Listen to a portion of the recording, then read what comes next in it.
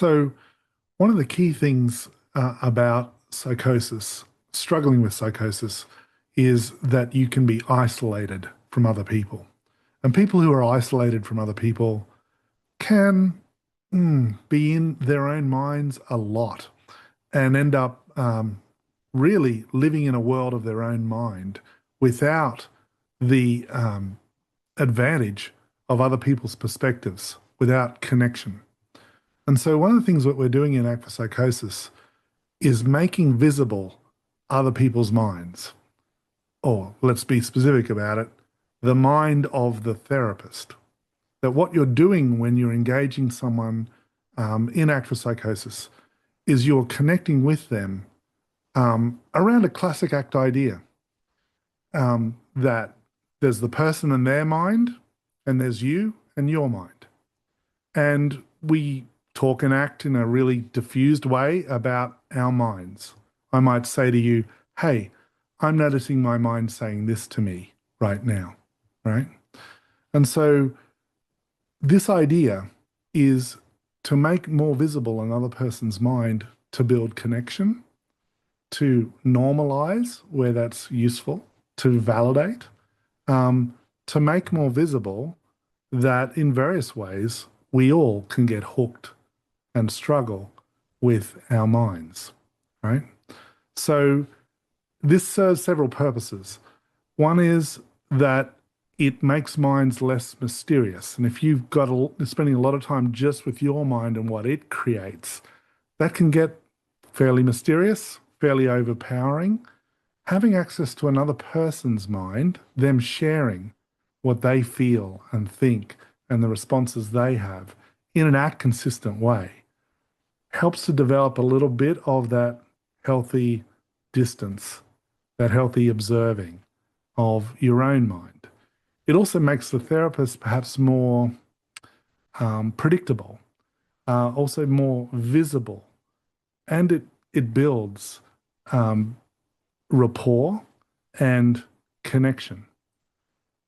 The other thing, I guess another advantage is that people who struggle with psychosis can sometimes be so much in their own minds and everything seeming to be really important, really significant, that they might sometimes lose touch with how mundane our minds are.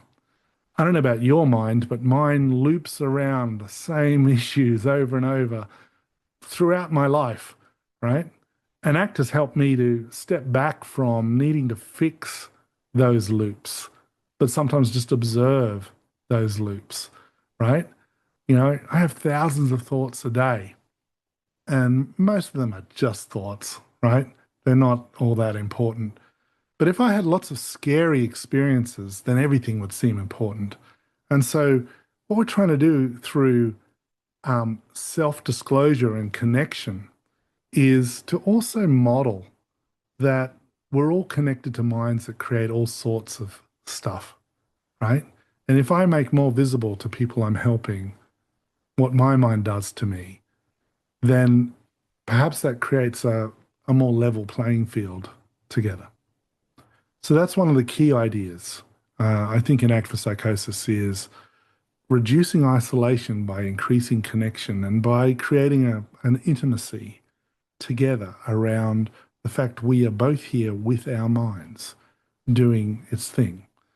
And so I guess it connects with a very sort of maybe classic ACT metaphor, the two mountains. In that metaphor, you imagine that you're on your mountain of life, climbing your mountain of life, and your client is on their mountain of life, climbing their mountain. And what you have as a therapist is possibly the advantage of perspective. You can look over to your client's mountain, from a different vantage point than theirs. They're up against the rocks, or they're, deep in some trail, or, the weather's surrounding them, and you might be able to have another perspective. They know what it's like to climb their mountain of life, right? What it feels like. They can share with you what it feels like. They can also sort of look over to you at your mountain of life and see how you're doing on your mountain, and you might be able to share with them what it's like for you.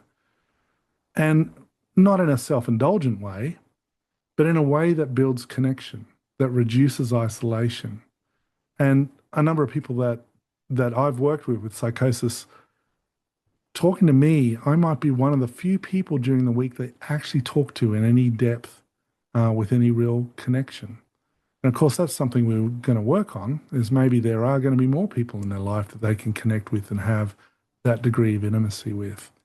But if you've got one person to talk to, climbing their mountain of life, then make it more visible.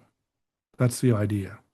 Normalize where you can, validate where you can, but also honor someone's experience. What's it like for them to climb their mountain of life, right? And so that's probably the final idea in here, is not to treat people with psychosis as broken, right? But instead as humans, We're all doing our best, right? And we're all climbing our mountains of life. And there's something to learn from each other here.